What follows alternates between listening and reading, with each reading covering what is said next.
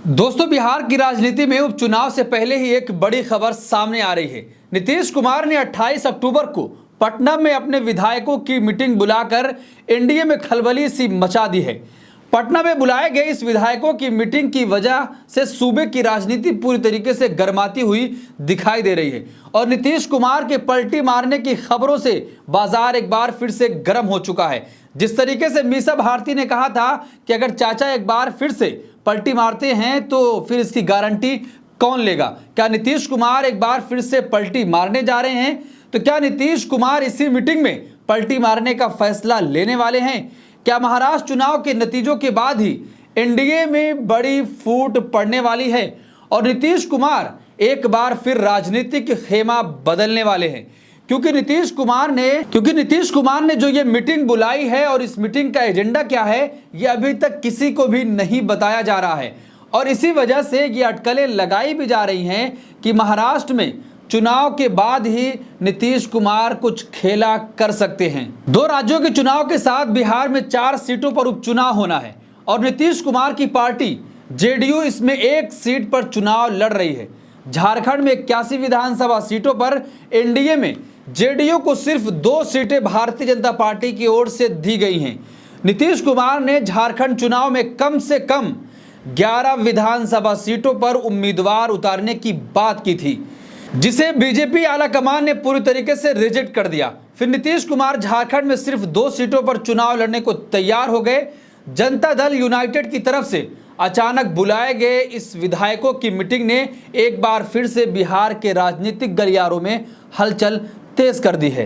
NDA के सहयोगी दल भी लगातार नीतीश कुमार पर हमला बोलते रहे हैं और कहीं ना कहीं इस बात से यह साफ हो जाता है कि अब नीतीश कुमार के नेतृत्व में बिहार विधानसभा का चुनाव नहीं लड़ा जाएगा और यह मामला बेहद गंभीर होता हुआ दिखाई दे रहा है। इससे पहले जब नीतीश कुमार ने 9 अगस्त 2022 को विधायकों की मीटिंग बुलाई थी, तब वो भारतीय जनता पार्टी से पलटी मारकर आरजेडी और कांग्रेस के साथ महागठबंधन में शामिल हो गए थे और बीजेपी को सत्ता से बाहर का रास्ता दिखा दिया था।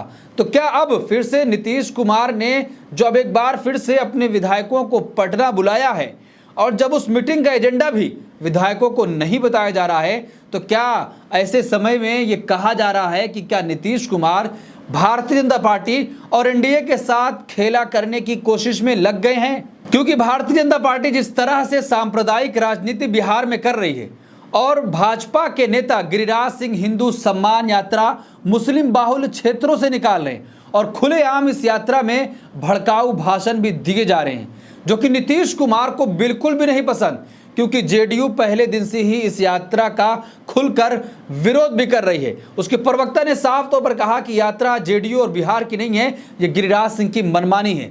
यानी कि मतलब साफ है कि नीतीश कुमार की जेडीयू अपने मुस्लिम वोट बैंक से किसी भी तरह का समझौता नहीं करने वाली है, ध्रुवीकरण की राजनीति में अपना वोट बैंक नहीं खोना चाहती है।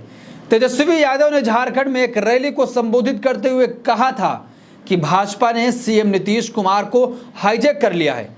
दोस्तों, इसका मतलब साफ है कि नीतीश कुमार खुद से बिहार में कोई भी फैसला अब लेने में असमर्थ हैं और छोटे से छोटा फैसला लेने के लिए वो भाजपा और अधिकारियों पर पूरी तरीके से निर्भर हो चुके हैं। तभी तो कुछ ही दिनों पहले नीतीश कुमार ने पुलिस अधिकारियों के सामने हाथ जोड़ते हुए तमाम चीजें ये की थी और हाथ जोड़ते वो नजर आए थे। अखिलेश यादव ने भी जयप्रकाश नारायण जयंती पर नीतीश कुमार से यह अपील की थी कि वे जयप्रकाश नारायण के आंदोलन से निकले हुए नेता हैं और उन्हें बीजेपी से गठबंधन तोड़ के इंडिया गठबंधन का हिस्सा बनना चाहिए, क्योंकि भाजपा जयप्रकाश का सम्मान नहीं करती है। दोस्तों, ऐसे में नीतीश कुमार ने यह मीटिंग क्यों बुलाई है और इसके क्या मायने निकाले जा रहे हैं, इसी वजह से बीजेपी खेमे में सुगबगाहट भी बढ़ चुकी है। जिस तरीके से इससे पहले नीतीश कुमार ने मीटिंग बुलाई थी और पटना में जब विधायक इकट्ठा हुए थे उस वक्त भी मीटिंग का एजेंडा नहीं बताया गया था। उसके बाद नीतीश कुमार ने पलटी मारकर महागठबंधन यानी कि आरजेडी और कांग्रेस के खेमे में फिर से भाजपा को बिहार से साफ करने का रास्ता दिखाया था, लेकिन एक बार फिर से अब नीतीश कुमार ने मीटिंग बुलाकर सबको चौंका दिया है, क्योंकि मीटिंग एक ऐसे समय में बुलाई गई है जब गिरिराज सिंह की हिंदू सम्मान यात्रा निकल रही है और वो मुस्लिम बाहुल क्षेत्रों से निकल रही है। उसमें भड़काऊ भाषण भी दिए जा रहे हैं। जेडीयू पहले दिन से इसका विरोध कर रही है। नीतीश कुमार नहीं चाहते हैं कि उनका मुस्लिम वोट बैंक किसी भी तरीके से खिसक जाए, क्योंकि भाजपा सांप्रदायिक राजनीति में पूरी तरीके से भरोसा करती है। गिरिराज सिंह केंद्रीय मंत्री हैं। जब भाजपा से पूछा गया कि जो यात्रा निकल रही है मुस्लिम इलाके से निकलेगी, क्या आप इससे संतुष्ट हैं, तो भाजपा ने साफ तरीके से अपना पल्ला झाड़ लिया। कहा हमारा इस यात्रा से कोई लेना देना नहीं है।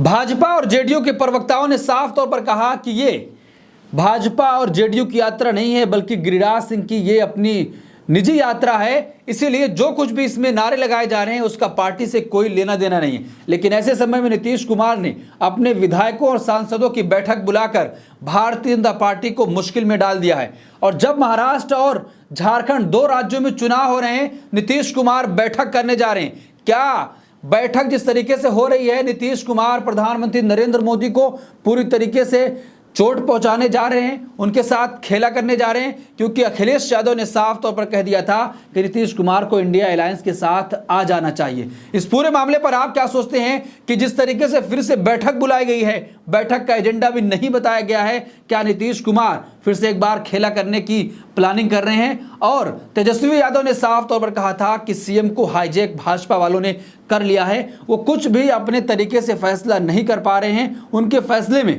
कहीं ना कहीं किसी का दबाव आता हुआ दिखाई दे रहा है। आपकी क्या राय है? कमेंट बॉक्स अपनी राय जरूर दें और ऐसी तमाम खबरों के लिए देखते रहिए देश नीति। धन्यवाद।